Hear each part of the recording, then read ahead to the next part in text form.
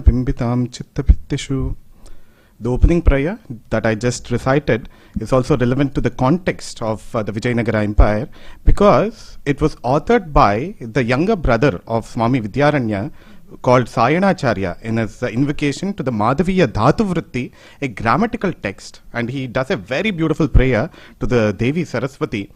So he says, Devi Saraswati is the embodiment of all knowledge, of all forms of art. She is Chidananda Kala. She is the embodiment of our Atma Jnana, of Atma Tattva, Atma Ananda. If she has to get reflected in our mind mirrors, it depends on the purity of our mind mirrors. See, if we stand in front of a mirror and it is fully covered with dust, then the reflection that we get in the mirror is also very dull. We don't get a good reflection. So he's saying, depending on the purity of our mind mirror, chitta bhitti, the purity of our chitta canvas of our mind, clearer will be the reflection of Devi Saraswati. So if knowledge has to enter our mind and hearts, then our mind should be free of all impurities. It should be free of biases. Similarly, if we have to enjoy any kind of art form, we'll have to be free of biases. And if we have to gain Atma Jnana, we'll need to have chitta shuddhi, nairmalya taratamyena bimbitam chitta bhittishu. Okay, with this invocatory shloka, I would first of all like to thank the Tamil Heritage Trust for giving me this opportunity, for sharing my learning about the sculptures of the Vijayanagara period. I have known many people here. Sri Gopuji, I have known him for about 4-5 years now already, and quite a few other people. And I would like to thank Dr. Manoj, who has guided me in this presentation and also provided me with several inputs, and also I have borrowed many images from his field trips. I would also like to thank my long-time mentor and guide, Shatavadani Dr. R. Ganesh, who has been helping me in various regards.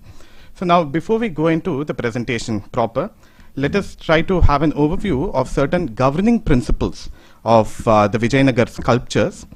So when I mention certain properties, we'll have to keep the concept of pradhanya vyapadesha in mind. In the Indian aesthetics, in the Indian Saundarya Shastra, the term pradhanya vyapadesha is used, which means that we are talking about the majority of the qualities.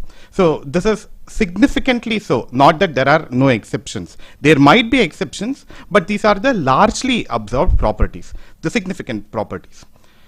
So now, comparing the Vijayanagara sculptures with the sculptures of the temples of the previous dynasties, one can observe certain significant features. While in the Hoysala sculptures and the Kalyana Chalukya sculptures, because of the medium with which they were constructed, and also because of the political stability and the manodharma of the kings, the patrons, and the artists, there was a lot of Shungara, there was a lot of stylization. It was largely Natyadharmi based. Again, speaking in terms of the Indian aesthetic tradition, it was very stylized, and there were a lot of intricate carvings, and it was largely Shungara based. But however, when we come to the Vijayanagara period, we're not saying that there is no stylization or there is no Shungara, but however, we see a predominance of sculptures which abound in the Veera. The Veera Rasa becomes Pradhana. That's also because that was the time of consolidation of the entire Sanatana Dharma. And consolidation of the culture, both at the physical level and at the spiritual level. Physically, like Dr. Manoj already mentioned, the Vijayanagara kings, they built something like the fortifications for already existing temples. They extended the existing temples by building several adjunct mantapas and malikas, etc., which served the cultural purpose and also politically gave a kind of stability for the temple culture and the entire ecosystem, the Sanatana ecosystem. So this transition from the luxurious Shungara to the valiant and valorous Veera is one important thing that we observe in the Vijayanagara sculptures. And as against the Hoysala sculptures, we find the depiction of several daily life incidents and also portraits of certain patrons and certain kings and certain common people in the Vijayanagara sculptures. So again, going by the terms, technical terms used in the Indian aesthetics, Lokadharmi becomes prominent here, while Natyadharmi predominates the Hoysala sculptures, for instance. And also, the Puranic tradition, the epic tradition, the Mahakavya tradition has been restored intact. So the Akhanda Parampara from starting from the times of Vyasa and Valmiki. That is reflected very well in the Vijayanagara sculptures. And they have also included certain folklore and certain local variants of the epics and the Puranas. We'll see with certain examples. And in the Vijayanagara sculptures, we find depictions of several different saints, several different leaders of different sects, different schools of thought, different kinds of belief systems, including the depictions of Nathas, Siddhas, Avadutas, Yogis, etc. Several such saints have been depicted. And also, because of the Dvaita Parampara established by Madhvacharya in about 12th, 13th century, and his descendants, scholarly descendants, including Vyasatirtha, there is this belief that Vyasatirtha established either 720 or 1008 or whatever number of Anjaneyas throughout the Hampi, and the Anjaneya also had a bell tied to his tail, etc. So we find that proliferation of the Anjaneya, the Hanuman motive, also probably because the Hampi, as per the Ramayana, it is believed to be the Kishkinda Nagara, where Sugriva's capital city was, and that is where Rama and Lakshmana also met Anjaneya. And even today, if you go there, it's full of monkeys, filled with monkeys. So that's another thing. And another significant feature, especially with respect to the pillars, all the different kinds of pillars were very beautifully explained by Dr. Manoj, is that, like he said, many of them are of the Chitrakanda style. Whereas in the Hoysala, Shrikara Stambhas or lathe turned pillars, there was less possibility of inclusion of sculptures on the pillars in the Hoysala temples. Here we get larger possibility of inclusion of sculptures on the pillars themselves. Back in the Badami Chalukya period, if you go to the Guhantar Devalayas, the cave temples of the Badami Chalukya period, again there we don't find sculptures on the pillars. Sometimes the bracket figures are present at the top, but on the pillars it has been less. But in the Nolamba and the Ganga period, we find the beginnings of sculptures being carved in the Chitrakanda style, but here it has been largely popularized in the Vijayanagara period. We see that. And we also see the independent shrines being built for the Parivara Devatas, like it was explained by Dr. Manoj. And there again, Ganapati and Hanuman, both of them take a predominant role. And many shrines dedicated to these deities are found, especially to Ganesha, to Vinayaka as the Vigna Nivaraka. And yet another thing is that while largely in the Hoysala sculptures, we find several of the Madhinikas or Shalabhanjikas, they are in lesser proportion in the Vijayanagara period. If you go to Belur, both outside and inside the temple, you have rich Madhyanika sculptures, many different kinds of Madhyanika sculptures, and most of them abound in the Shringara, the sentiment of Shringara. But here, the Madhyanika sculptures, even when they are found, they are either found here and there in Devakullakas or in the Dwarabandhas. As you enter on the door jambs, you find some of the Madhyanika sculptures. So this shift in the Manodharma, the shift in the trend, the manner, the approach towards sculpture is very well seen. And also the medium itself was quite challenging, like Dr. Manoj already mentioned. It's not as soft as the soapstone. Granite is not as soft. It is more challenging than the soapstone. So we'll have to keep all of these backgrounds and this basic principles in mind before we quickly explore the sculptures of the Vijayanagara period.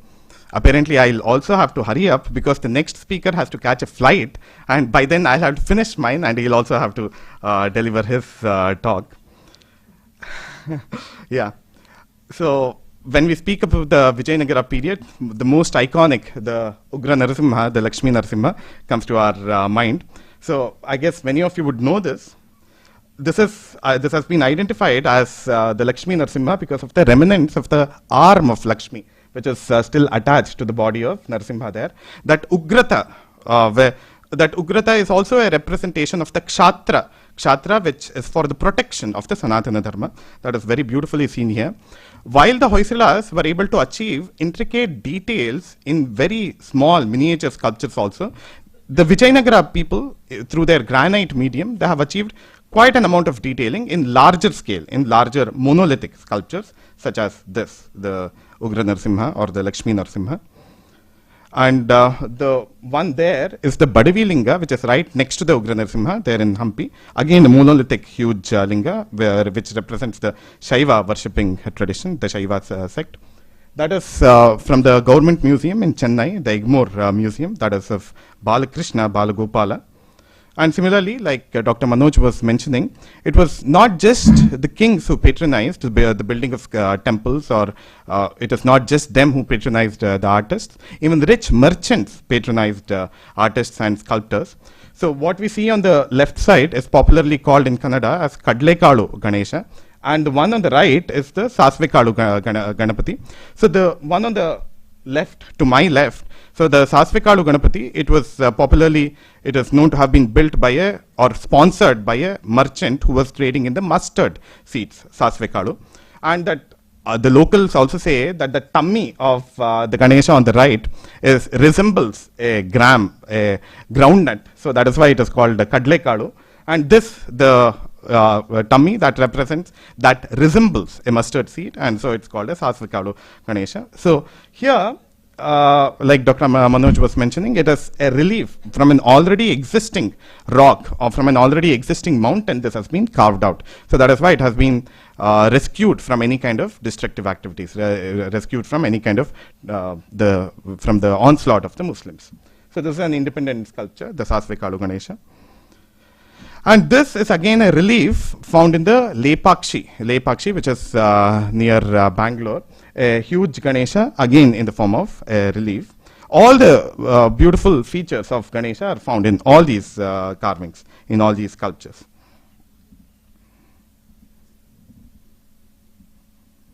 This is not visible. Okay. Now, those were examples of some deities in worship. Now, I'll take certain temples as case studies, and we'll try to examine certain features there. So this is the famous Vijayavittala temple. I'll try to draw your attention to certain exquisite sculptures in this Vijayavittala temple complex. So that's the Mahamantapa, like we see there, and at the front of it is the chariot, which you also see there, the Garuda Mantapa, the Vahana Mantapa. This is the Kalyana Mantapa. We'll also try to have a look at the sculptures there. So this is the iconic chariot in the Vijayavittala temple complex that is also found in the 50 rupees note, I believe. See, if you observe the sculptures here at the bottom of the Ratha, the chariot, you see that they almost look like they are going in a procession to fight. They are all equipped with different kinds of swords and shields, etc. So that valorous spirit is found at several different places here around the chariot. So the chariot itself is very symbolic. It is a metaphor for the Deha, and the Rathika is said to be the Atma, etc. There are certain metaphors that we find in starting from the Kathopanishad, in the Bhagavad Gita, etc. It also represents that valorous spirit. So the chariot is at once the representation of the Brahma Tattva and also the Kshatriya spirit. Both of them come together there. And even here at the bottom, you see several people moving around in different kinds of chariots. So the chariot is used as a metaphor even there at the bottom level. So the movement of the chariot, the dynamism of the chariot, and the valor spirit, that is very beautifully brought out there. So you can see even women going around on different kinds of chariots, and their chariots seem to be pulled by birds, perhaps a parrot or a parakeet. Here also you see that women or men, they are riding on the backs of parrots and parakeets. So these are below the Hampi, that Ratha. And then when we examine the Kalyana Mantapa and the Mahamantapa, the Stambhas, we get several stories related to Anjaneya, related to Hanuman, and they are also in connection with the Ramayana, obviously. So this is the story where Hanuman visits the court of Ravana, and he is not given a proper seat, so he makes a tall seat for himself using his own tail. This is one version of the story. The other version of the story is that before the war was declared, Angada, who is the son of Vali, goes and he is not treated well, and so he grows his tail and sits that way. But both these versions are not present in the critical edition of the Valmiki Ramayana. So they are not present in any other popular version of the Ramayana, no written record has it, but this was probably present in the oral tradition, popular during the Vijayanagara period. And we see Hanuman, or one of the monkey warriors, one of the Vanaras, attacking and valorously fighting against different Rakshasas. And this is probably Hanuman fighting Akshakumara, again an episode from Ramayana. And there we see Hanuman displaying the Chudamani of Sita to Rama. So Darshaya Masa. So Hanuman displays it to Rama. That is what the Ramayana says. So that has been gotten here. And on the right, this is most likely an incident where Vibhishana comes and changes his party, and he comes to support and guide Rama and Lakshmana. So again from the Ramayana. So Vijayavithala, after all, it's a temple dedicated to Vishnu, and Rama is always held as the most dharmic king, the most ideal king. So obviously the Vijayanagara kings held Rama as one of the ideals for ruling of the kingdom. And we'll also have to remember that in the Vijayanagara period, consolidation of the Sanatana Dharma happened at various different levels. There were Nibandha Granthas written based on Dharma Shastra. There were several Darpana literature in the music and the dance domain. For example, the Sangeeta Darpana written by Chatura Damodara. The very word Darpana means a mirror. So it mirrors the Marga tradition put forth by Bharata. Bharata in the Natya Shastra describes both music, dance, and also poetry. So these Darpana literatures are local adaptations of the Marga tradition as per the local tastes. So Sangeeta Darpana of Chatura Damodara. Similarly, Nartana Nirnaya of Pandarika Vittala, who was from a place near Bangalore, and later he migrated to the court of Akbar, and he came to be called Akbari Kalidasa. So all of these people had written several works, Sangeeta Chudamani, Sangeeta Makaranda, Sangeeta Parijata, etc. Here the word Sangeeta refers to Geetam, Nrutyam, Tatavadyam, Trayam Sangeetam Uchyate. Geeta, Nrutya, Vadya, all the three together are called, put together under the category of Sangeeta. So such depictions, I'll show later how the local tastes have been reflected in sculptures. And one other thing is that in the real sense, this was the renaissance of the Sanatana Dharma. In the Sanatana Dharma, there is this very famous statement, Ekam Shastram Adhiyano Nagachet Shastra Nirnayam. If a person has learnt only one Shastra, then he has no authority or he has no right even to comment about that Shastra. So in the Sanatana Dharma, being versatile was always encouraged. So being an all-rounded personality, having holistic vision of all different streams of knowledge has always been held of primary importance in the Sanatana Samskriti. So that tendency, we find it back here. Swami Vidyaranya for himself, who was the spiritual advisor for the establishment of the capital city of Hampi and the re-establishment of the Vijayanagara Empire. So he has written creative literature, he has written works on Vedanta, he has written works on grammar, he has written works on Sangeeta, he has written works on Dharma Shastras, etc. A very versatile person. His brother Sayanacharya, his Rigveda Bhashya is extremely well known, extremely profound. Similarly, he has written on several different domains. So we see that scholars and poets were versatile during the Vijayanagara period, and not just the men, but also women. I guess you would have heard of Ganga Devi's Mathura Vijayam. So she was the wife of Veera Kampana Raya, and she traveled to Mathura Pattana, Madurai, to release it from the Islamic rulers here. So Kampana had come to wage a war here. So that valorous spirit and that Bauddha Veera, Bauddhika Veera, the intellectual valor and physical valor, both are very prevalent during the Vijayanagara period. Coming back here. So this is Kumbhakarna being attacked by the Vanaras and he defeating them.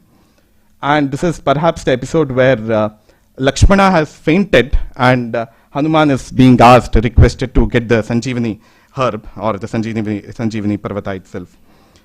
And another interesting thing that we see in many of the Vijayanagara sculptures, I'll show several examples later also, is the multi-armed Krishna. Krishna standing in the Swastikapada of the Natya Shastra. So Swastikapada with one in Agratala. The left foot usually is in the Agratala on the toes. And he almost having a Dvibhanga or Tribhanga, playing the flute but with multiple arms.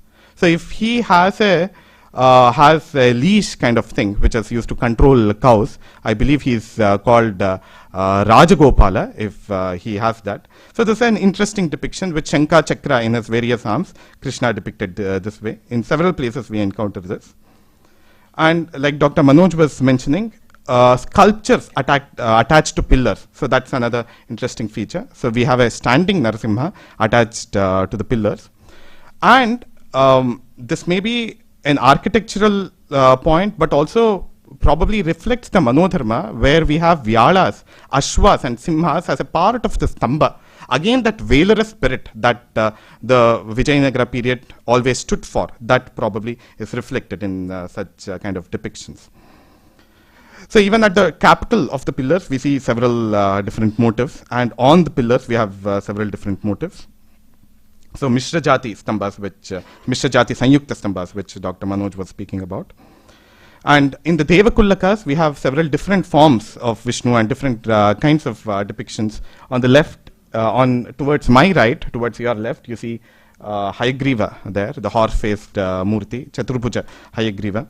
And here we have something which looks like a Tirthankara. And we have other different forms of Vishnu and other different forms of Devi carved in the Devakullakas. This is all from the Vijayavitala temple complex. And on the Ratha, we have a very nice smiling Narasimha, Prasanna Simha. So people who have visited the caves of the Badami Chalukyas, you might remember a Prasanna Simha there. So that smiling and happy Narasimha is another, not just the Ugra, but his Saumya form also is found in several places. And these are kinds of portraitures, the king, the patron, etc., who sponsored or who helped in the construction of the temple, or the people who were very devoted to a particular person. He has also been sculpted there. And at the bottom, like Dr. Manoj was mentioning, we have several of these pattikas where an array of horses and people going to warfare in different bhangis that can be seen.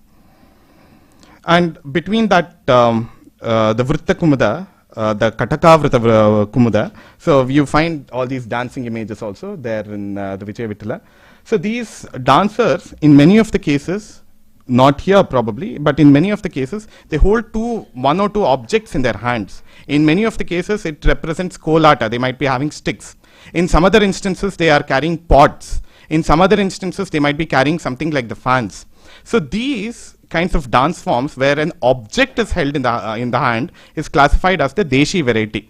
So there the lower body movement becomes important, and whereas the hands are arrested by holding one of these things. So Hastabhinaya becomes less important in the Deshi form, especially in group formations, in such group dances. So several such depictions we find in several temples of the Vijayanagara period. I think some of the sculptures in these intermediate slides are missing for some reason. Anyway, doesn't matter. So these are the stucco images on the Gopura Dwara, on the Gopuras of the Vijayanagara period. So this is of the Gopura Dwara of the Vijayavitala temple, the superstructure there. We see all these Dwarapalakas built out of stone and brick and mortar. And like Dr. Manoj was mentioning, Kumbha Panjaras of several different kinds are found. Here, in this Kumbha Panjara, the Stambha itself is an independent pillar. It's not a part of the wall. It's not a part of the Bitti. They have even made it as an independent pillar. In this other case, for instance, it is a part of the Bitti. So several variants of the Kumbha Panjara are also seen in the Hampi period, in the Vijayanagara period. Now quickly moving on to the Kalyana Mantapa, there in the Vijayavitala temple complex, we find several interesting depictions. We have different avatars of Vishnu sculpted there. So that's Matsya and Varaha, etc. So another interesting thing to see, to understand from the sculptures is that by the Vijayanagara period, the Dashavatara concept has gotten stabilized. See, even in the Bhagavata Purana, this particular order of the Dashavataras, Matsya, Kurma, Vraha, Narasimha, etc., that we popularly understand today, that's not there even in the Bhagavata Purana. So there are 24 different avatars of Vishnu mentioned there. But it was probably there in the folklore, and that has gotten stabilized here by the period of the Vijayanagara. It has gotten concretized. So we see the Narasimha avatara here. So we see Hiranyakashipu, who is very arrogantly kicking the pillar, asking if Vishnu, Vyapnoti iti Vishnu, he is somebody who is everywhere. Is he there in this pillar also? So he is kicking arrogantly, and Narasimha has almost popped out from there, and he is jumping out from the pillar, and he is in turn kicking Hiranyakashipu there, and he has come out with his Ashtabhujas, 8 arms, carrying different kinds of weapons. And you see Prahlada also there, the devotee Prahlada, and he is chasing Hiranyakashipu, and he has also caught hold of Hiranyakashipu, like we can see in these different images. Okay, so now the Virupaksha temple, this is a temple dedicated to Shiva, like we know. So I'll just take one example here. So a Kumbha Panjara, and there are stories associated with Shiva here in this carving on the Bhitti here. In the middle there, you can even see a person who is piercing his eye with an arrow. So that's the story of Kannappa, obviously. So who devotes his eye to Shiva. There is this very famous shloka from Shivananda Lahari attributed to Adi Shankaracharya, Marga Vartita Paduka Puraripor Kurchayite, etc. It comes. So his footwear were used as brushes for cleaning the linga, and the water or the alcohol that he drank, that he used to pour out, he used to vomit out on the linga in the form of abhisheka, and the half-eaten mamsa, half-eaten meat, he would offer as naivedya. So all these bhakti kimna karoti pumsan. So when you do with devotion, everything and anything can become a part of worship, a part of puja. So that story seems to have been very popular during the Vijayanagara period, and that's seen in the sculpture here. So in the Achyutaraya temple, we have other interesting depictions. So here we have a forest scene, one animal attacking the other, and on the towards my left and towards your right, you have this this dancing image, which can be technically called Chitra Shilpa. I mean, no text gives this word, but we have these terms called Chitra Kavya, Chitra Natya, Chitra Gita, etc. So here, in this case, Chitra means something which gives an illusion or something which can cause amazement, something which is awe-inspiring. So you have one thing, but it is also telling you something more than what is evident. So one thing which has multiple meanings, which almost is like shlesha or pun. So that is kind of seen here. Depending on the combination of the legs that you take, it can indicate different kinds of dance poses. And all of them are possible. They are also feasible kinds of dance movements and dance poses. So this is one of the examples of Chitra Shilpa, if we may call it that way. And there are different saints and yogis. The Hatha Yoga practice there being performed by a person. So both his legs are lifted off the ground. With his hand, he is taking support of the ground. And in another hand, he has got the Japamala. He seems to be meditating. And other Shaiva saints, other Vaishnava saints are also seen here. And this is again portraiture, people who have sponsored and people who have helped in the construction of the temple. So they have been depicted here. This is from the Achyutaraya temple. And again another everyday thing, a monkey teasing or capturing a snake. Similarly, in the Balakrishna temple, on the Bhitti, we have several depictions of Krishna Leela and several other stories related to Krishna. Now quickly moving on to the Hazara Ramaswamy temple. So the entire prakara, it's full of sculptures. The prakara itself, the outside part of the compound wall, that has several different kinds of depictions. There are elephants, there are horses, both of them indicating the Velar spirit, the marching into the warfare. And above that, there is infantry. So the three forms of army of the Chaturanga Bala, or the fourfold army, three forms are depicted here. Elephant, cavalry in the form of horses, and the infantry. And above that is the kolata, different forms of dance. So these medieval treatises, the Sangita Damodara, Sangita Darpana, etc., and also the commentaries on Sangita Ratnakara, which were written during the times of the Vijayanagara kings, they talk about several different Deshi forms of dance, namely Prerani, Gondali, etc. I think some of you might be familiar with that. Then Kollata, Kolata, two different kinds of dance. And Dombarata, see Dombarata, even in Kannada we use it today, and it is found in practice in several places. But about 500, 600 years back, they have been formalized as certain Deshi forms of group dances, Deshi forms of acrobatic dances. And some instances of that are found in several places throughout the Vijayanagara sculptures. Here you find that Kolata. This is also indicative of the festive spirit that they had. Both Madhusudan ji and Manoj ji, they were mentioning that these utsavas brought people together. Everybody has to be an inclusive part of the Sanatana Dharma. So Sanatana Dharma is not exclusive to an individual or to a sect. everybody and anybody can enjoy and participate in it. So these were also the different forms of dance forms which were practiced, which were performed during the Vasantotsava. You also find people who are throwing colors with upon each other, again a part of Holi Kotsava, the holy festival. We find references to these forms also in the Kama Sutra, about 1000 years before the Vijayanagara period. Even in the Kama Sutra, we have references to Vasantotsavas, etc. And also in the Bruhat Samhita of Varaha Mihra, the different kinds of practices in the Vasantotsava, they are mentioned, and they have been rejuvenated in the Vijayanagara period. What's depicted on the very top here? On the very top, yeah, Kapishila, and you have different forms of, you have Vanaras there, you have lions there, and Kubja Shilpas there, several different things on the top.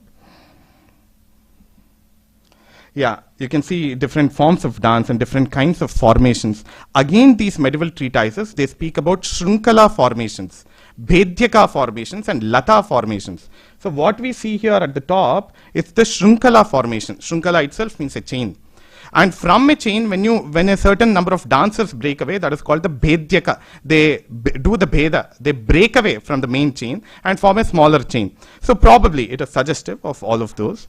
And here we also see musicians while playing the flute, while playing a musical instrument. It may be a percussion instrument like you can see there, and they are also playing flutes there. They play and dance. So Vadya and Nritya, both of them coming together. Now we are going inside the Hazara Ramaswamy temple, the Ramachandra temple. We'll just see a few instances of the Ramayana, a few episodes which are depicted there.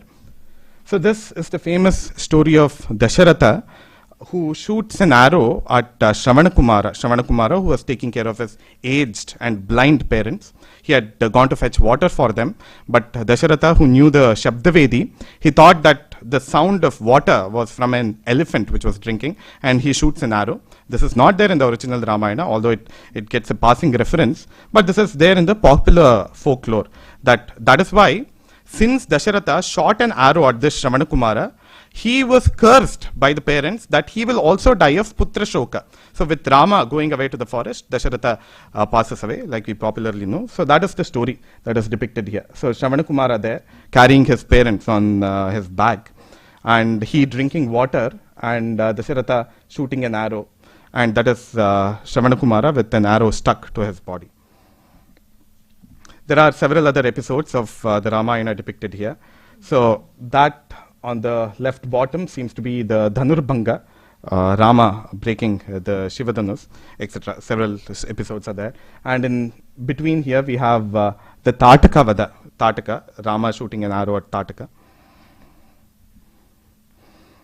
And this is an episode prior to that, most likely, because you see Dasharatha, who is seated on a throne, and this is Vishwamitra, who has come to request Dasharatha to send his son Rama, especially for giving peace for the yajna that he was performing. So he was being attacked by Rakshasas, just like the Vijayanagara period was constantly under the threat of the Islamic armies. But even back then, Rama had to go and protect a yajna from the different Rakshasas. So both Rama and Lakshmana go. So he, being a Rishi, is very evident from the Kamandalu that he carries. And Rama and Lakshmana, they were still in their Kaishora. So they are depicted shorter to Vishwamitra. So this is the Ahalya Prakarana, like Dr. Manoj was mentioning. Until the times of Kalidasa, we don't find a reference of Ahalya having been turned into a stone. In the Ramayana, the story of Ahalya comes two times. Once when Vishwamitra tells it to Rama, and another time when Shatananda, who is the son of Ahalya and Gautama, he narrates the story of his mother in brief. In both the cases, none of them say that she had turned into a stone. She had become a tapasi. She was performing tapas for introspection and realization, and she was invisible to the external world. And she was like a stone, as in she was not affected by the external climate, external weather conditions, rain or heat. She was not being affected. So that, as a metaphor, has been made as a mainstream story in the later textual tradition, in the later Kavya tradition. So we see Rama and Lakshmana and also Vishwamitra there. And that is popular during the Vijayanagara period, of course. And several other episodes from the Ramayana can be seen here. This is Guha, who is who is helping Rama, Sita and Lakshmana cross the river. You can see the boat there. So the depiction of boats in the Indian main part of India, that's very rare. In Aihole, in the Durga temple, in the Durgada Devasthana in Aihole, which is a sun temple, there again you have the same episode of Guha ferrying Rama, Sita and Lakshmana across the river. But however, if you go away from India, if you go to the Southeast Asian countries, you have huge depiction of ships, whether in Borobudur or in Angkor Wat, etc. Anyway, coming back here, so that is the Marichavada, the Mayamruga. So Rama has shot an arrow and the Rakshasa is sprouting out of the deer body. But before that, we also see Rama chasing the deer, and like Dr. Manoj was mentioning, the depiction is not very impressive. Look at the orientation of Rama's bow. Who would hold a bow that way to shoot an arrow at a Mayamruga?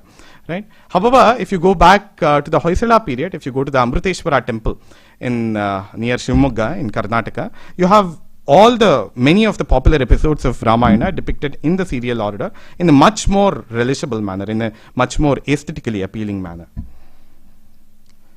And this is Ravana abducting Sita, 10-headed Ravana abducting Sita, and he is attacking Jatayu who has come to the rescue. Again, just a quick parallel here.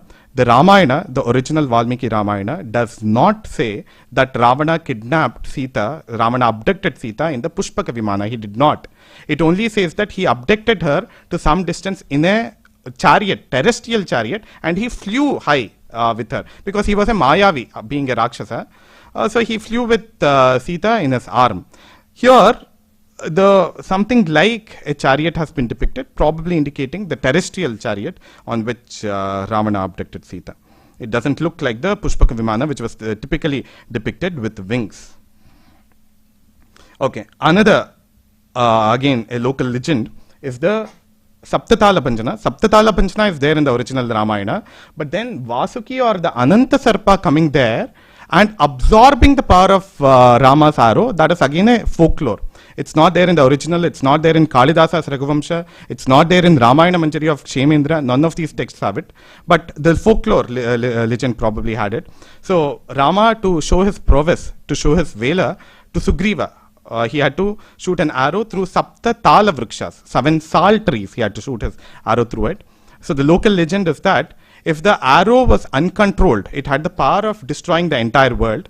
So Vasuki, who is the bed of Srimad Narayana, so he had to come and absorb this arrow and he had to drink it. So that is one of the folklores. None of the texts are documented. So that is seen in the sculpture here. So this is, sorry sir, you have something? No. Yeah. You said that you can see many images. Yes. In Hoysala. In Amritapura also we find that. In Halebeedu also we find that. Exactly, the same kind of thing. So even in the pre-Vijayanagara period, we find such depictions. And not just there, even outside India, in Prambanan, even there, which is about 1,000-year-old temple, even there we find the Saptatala Banjana, but again Vasuki or Ananta coming and absorbing the arrow. So that seems to be there in the spoken tradition. Yeah, so we have the different Vanara Sainya at the top, etc. And here Ravana seated in his Sabha. Then again in the Hazara Ramaswamy temple, we have multiple armed Krishna, again in the Swastika Pada. So he almost looks like a Rajagopala here with 2 cows. And inside also, like Dr. Manoj had shown us, they are pillars, Chitrakanda pillars, the image that you see there in the middle, carved out of stone, which was brought from elsewhere, probably not the local. Even there, you find multiple armed Krishna in the Swastika Pada. So Krishna being the Puranavatara or being an embodiment of Vishnu, so that is the idea probably which is being captured here. So a very beautiful Kumbha Panjara, which was already explained. And you have other episodes also depicted. So that's the Vamanavatara. Then Vamana growing into Trivikrama and he capturing the entire sky with his Dandapada, with his leg stretched up towards the sky. And we have the story of Krishna, the Balalilas of Krishna. So that is Krishna with Bakasura, the Rakshasa in the form of a crane. and that is Krishna fighting with Chanura and Mustika there in Kamsa's, when he goes to Kamsa's capital city, Mathura. So that's with Chanura. So I'm just showing some instances from the Hazara Ramaswamy temple. There are many, many more episodes depicted that way. But again, the finesse of workmanship is of lower quality compared to the Hoysala workmanship. Or some of the, even the Chola is in a sense superior in the quality of the sculpting.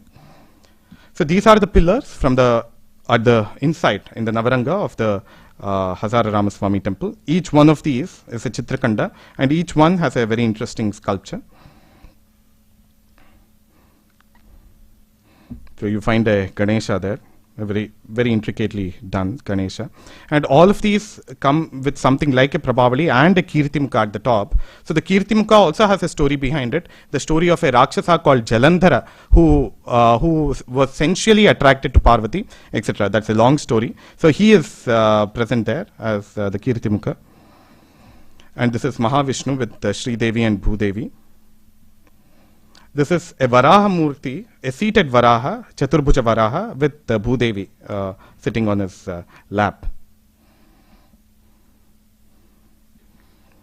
This is Rama, Lakshmana and Sita, obviously.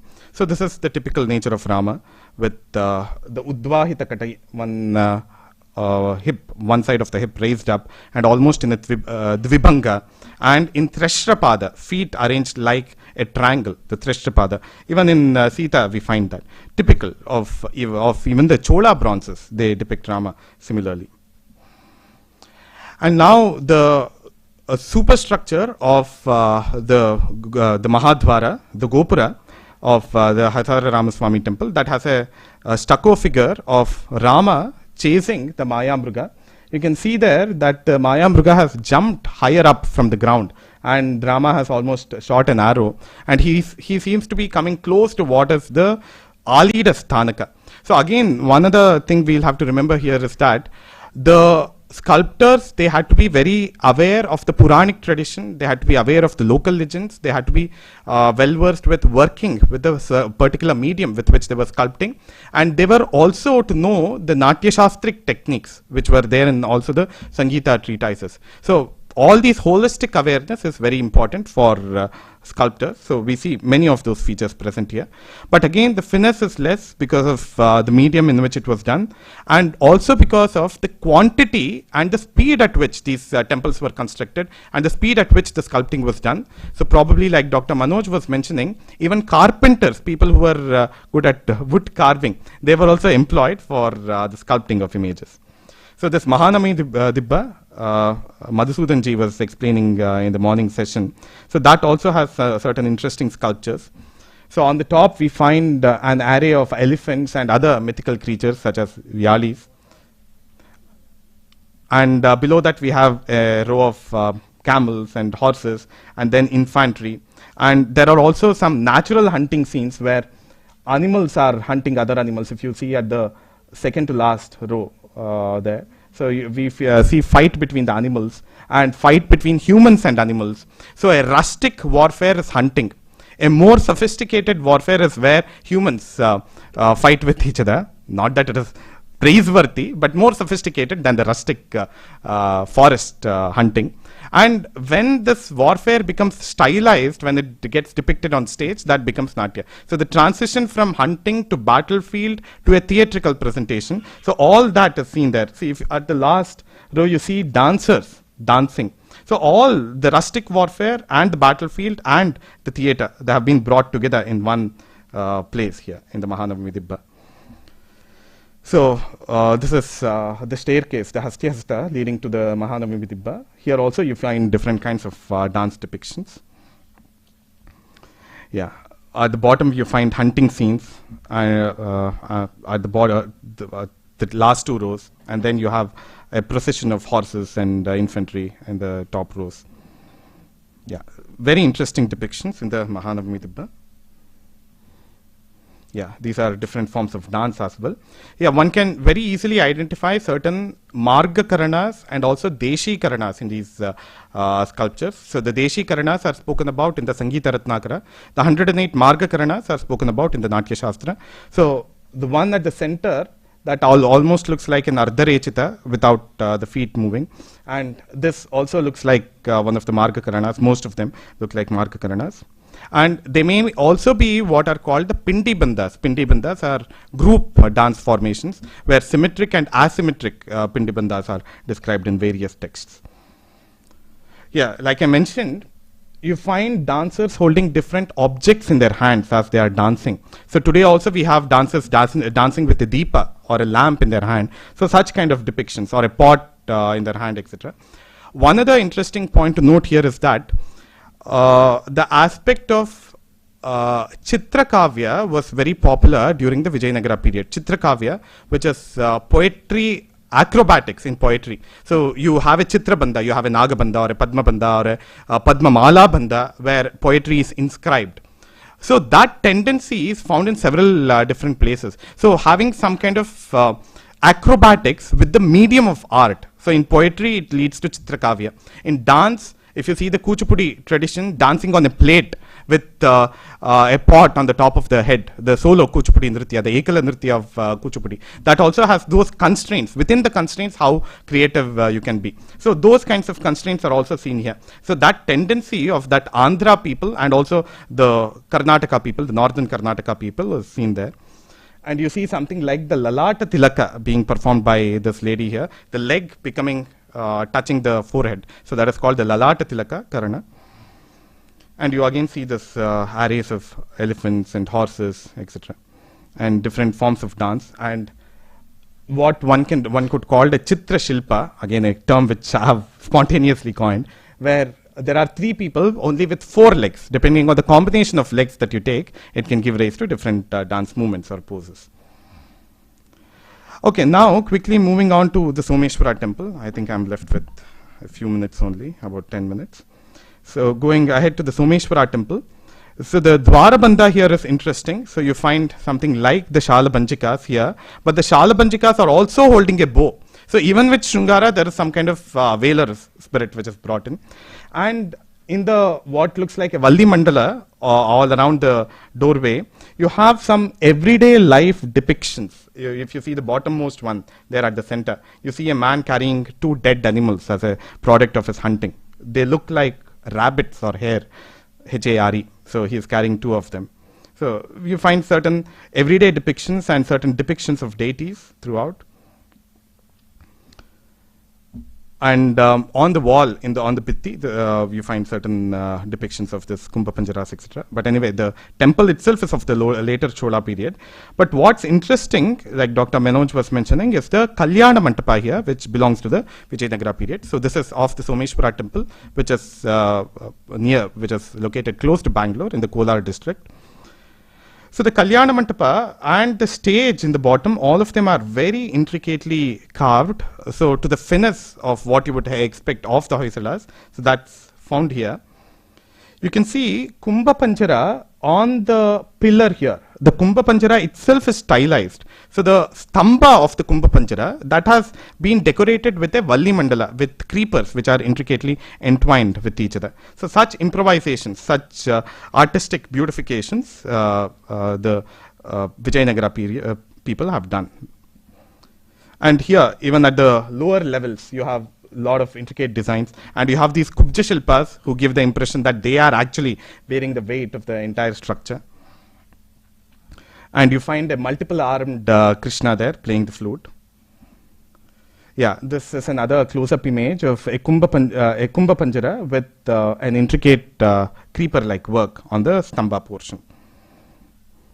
Yeah, you can see a better close-up here. So that's the Kumbha Panjara, and this is the creeper pattern. And that's an even more close-up image of that.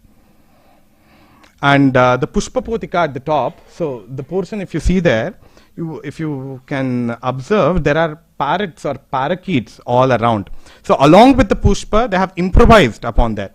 So this improvisation is possible when you have got some kind of political stability, social stability. Only then your mind can have some space for creative activities, right? So because it was well established and it was safe during the Vijayanagara period, they also got time and space, mind space, to do these beautifications, these additional alankaras, embellishments. So you can very nicely observe all these parrots. And in this Kalyana Mandapa specifically, you have the Ashtadik Palakas throughout. If you go around there, at the top, at the lintel level, you observe the Ashtadik Palakas placed in the correct directions. So that is Niruti, who is a Naravahana, human Vahana, Niruti, Rakshasa. So here you have Vayavya in the north western direction, you have Vayu. Then you have Ishana, Isha on a bull, on Nandi there. You can identify with the Damaru and the Trishula that he is holding. And in the Agneya, you have our Agni, who has two heads, riding on a ram. And then on the southwest, we have Niruti, Nairutya. So as Naravahana, he is riding that. And then to the north, we have Kubera, riding a horse. To the east, we have Indra, who you can even observe that he is carrying something like Vajra, the thunderbolt, and he is riding the elephant, Airavata. To the south, you have the buffalo riding, Yama. And to the west, you have Varuna, who is riding a crocodile. So very clearly depicted there in that particular Kalyana Mandapa. And you have another Dolotsava Mandapa there in that complex, in that prakara of the Someshwara temple. And you have some interesting sculptures there. Again, this Chaturbhuja Krishna with the Shankha and Chakra in his hands. And you have that Ashtadik Palaka Pattika at the top, inside this Dolotsava Mandapa. So one last thing, the Veerabhadra temple at Lepakshi, some examples from here. So this is a huge monolithic Nandi. It is said to be one of the biggest in Karnataka. However, the proportions are not so fine. The Hoysala Nandis are slightly more refined and they follow better proportions. Monolithic again. So this is again a very exquisite depiction of Shiva under the hood of a seven-headed snake. These huge deities, the depictions of deities such as the Lakshmi Narasimha of Hampi or the different kinds of Ganapatis, that's kind of typical to the Vijayanagara period. And even here in the Dwarabandha, you have these Shalabhanchikas who are again in certain exquisite poses. And in the Valli Mandala, you have again certain intricate dance movements and everyday movements throughout the door jamb. And there are these pillars, like Dr. Manoj was mentioning. We probably don't know any technical name for these, but the sculpture itself is a part of the pillar. So you see that there are different kinds of dance formations and different musical instruments which are depicted here. So that one on the left extreme, to your left extreme, that appears to be the famous Nataraja pose, the Bhujanga Trasita, the 24th Karana. So the leg is broken, so probably it represented that. And this one, if you observe the image here towards your left, it has 3 legs. So it's probably indicating animation of movement. So you will be first of all standing that way and then you will lift your leg up. It's probably an animation or a fault of the sculptor. It's hard to say, or it could even be Brungi, but there are not enough features which tell us that he is Brungi. Anyway, so we find another dancing sculpture here. Different saints and sadhus of the Shaiva tradition, because it's the Lepakshi is the Veerabhadra Shiva temple, a form of Shiva. And we have the Kirata Arjuniya depiction here. It's very, that place where this is found is very dull lit and it's even hard to take photos. So that's Arjuna performing tapas for Pashupatastra and Shiva coming in the disguise of a hunter as a Kirata, and both of them fighting over who shot the boar first. So that episode is depicted there. And this, the Mahamantapa outside, we have different intricate sculptures on the pillars there. And we have different rishis depicted on pillars. Yeah, we have Brahma, Vishnu, and probably Agastya on the other side. It's hard, at least for me, to identify who these particular saints are. Unless you have certain distinguishing features, some signature features, it's hard to say who particular person is represented there. Or you must be very thorough with the folklore of that particular region during the time of the construction of the temple. Then it will be more easier to relate to who these saints, these sages represented are. You have a Ganesha and that is Shiva and Parvati. Mrugadhara, very easily seen. Chandrasekhara, yeah, Kalyana Sundaramurti, most likely, yes. Yeah, Kalyana Sundaramurti for sure. And you also have certain beautiful paintings in the Lepakshi and also in the Virupaksha temple in Hampi, but paucity of time, I'll not be getting in there. And one other thing, Rangasthalam was mentioned by Dr. Manoj. Even here in the pillars, you see that Velar spirit, that warlike spirit, that Kshatra being depicted on the pillars there. So they are riding lions. Nobody in real life will go to a battlefield riding a lion. They might ride horses or elephants, right? But that extreme exaggeration, utpreksha of the Kshatra is captured here by such depictions. So one can easily correlate the sculpture tradition of India, not just of the Vijayanagara period. One can correlate it with the Arthalankaras of the Indian poetic tradition. One can correlate it with the 4 different vrittis which the Natya Shastra speaks, and the Lokadharmi and the Natyadharmi concepts, etc. So how poetry, dance, drama and sculpture, all of them were different manifestations of the same aesthetic tradition that can very well be seen. So the Utpreksha in sculpture is one such example there. And here also we see a Mahishasura Mardini Devi there. Again, the Velar spirit of the feminine is depicted, and several such sculptures. Okay, so we see a person who is riding a lion and also killing a lion here in this depiction from the pillars of the Rangasthalam near Bangalore in Chikballapur. And the Bhoganandishwara, the Vasantotsava Mantapa, is especially interesting. There are some very intricate carvings, some very intricate sculptures there. Due to paucity of time, I'll just stop at this point, and if there are any comments or questions, I would be happy to answer. Thanks a lot, everyone.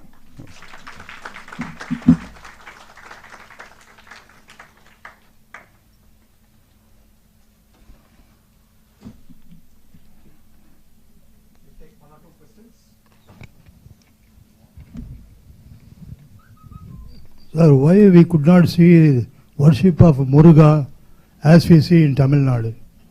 Well, we have temples for Muruga. And it's I popular. I don't know why we did not see any sculpture of Muruga. Muruga, in the reliefs there are not many, but Parivara Devatas they must be, right? Parivara Devatas of Subramanya, they are very much present.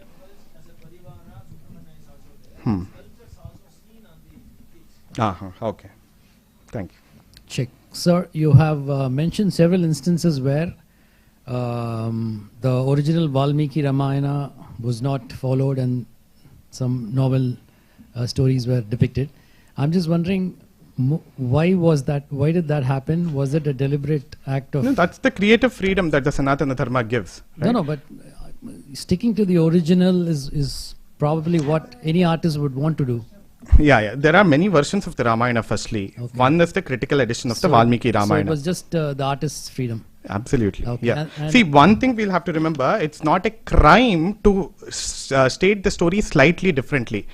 But we should not compromise on the vision set by Valmiki or by Vyasa. See, whether Ravana kidnaps Sita on a Pushpaka Vimana or whether he carries her and flies into the air, it doesn't matter. He, being an evil guy, is clear in the aesthetic tradition of India, in all the Kavya tradition of India. Only in the recent days, there are people who want to support the Ravana spirit as though he has been a tragic hero of the epic, etc. But no Sanskrit poet, no poet of the regional languages of India depicted Ravana otherwise. He has been shown as a Kamuka. He has been shown as somebody who is possessed by the Arishad Varga, all the evil qualities. So it doesn't matter whether, according to the Kamban's Ramayana, he carves out the piece of earth around Sita and he takes that and puts it in the chariot. That itself has a very beautiful meaning there.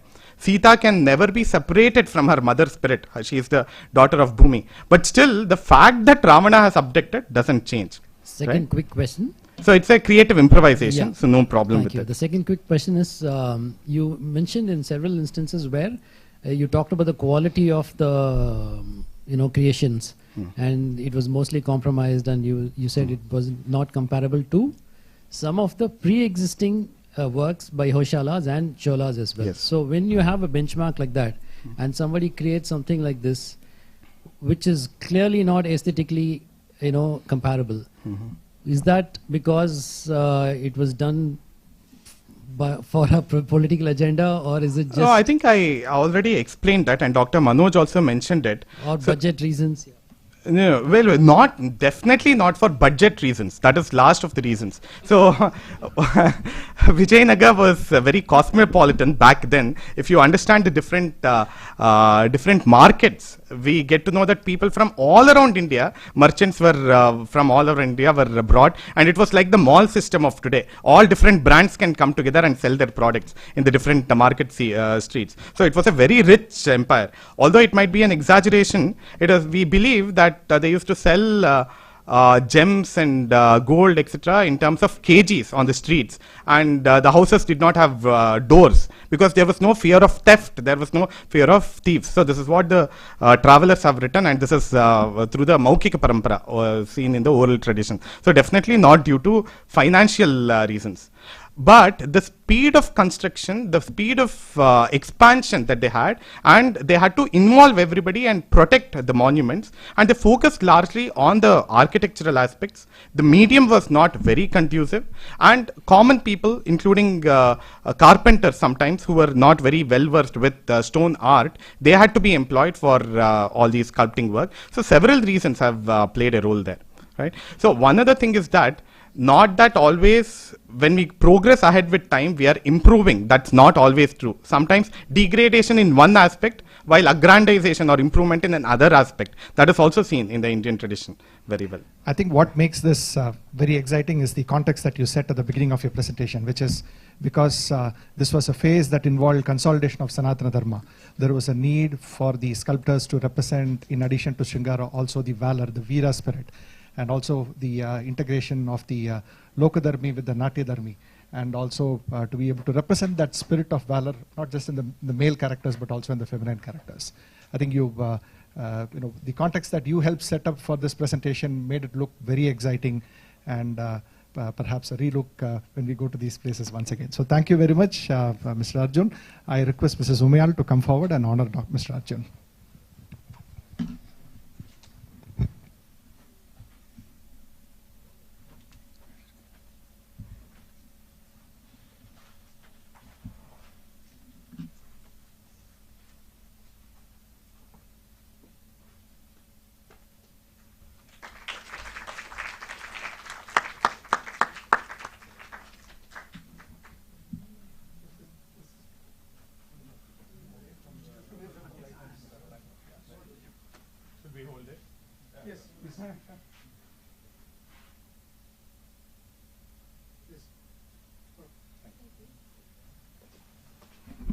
With that, we will break for lunch, and we hope to be back by around 2:40 and start our afternoon session. Thank you.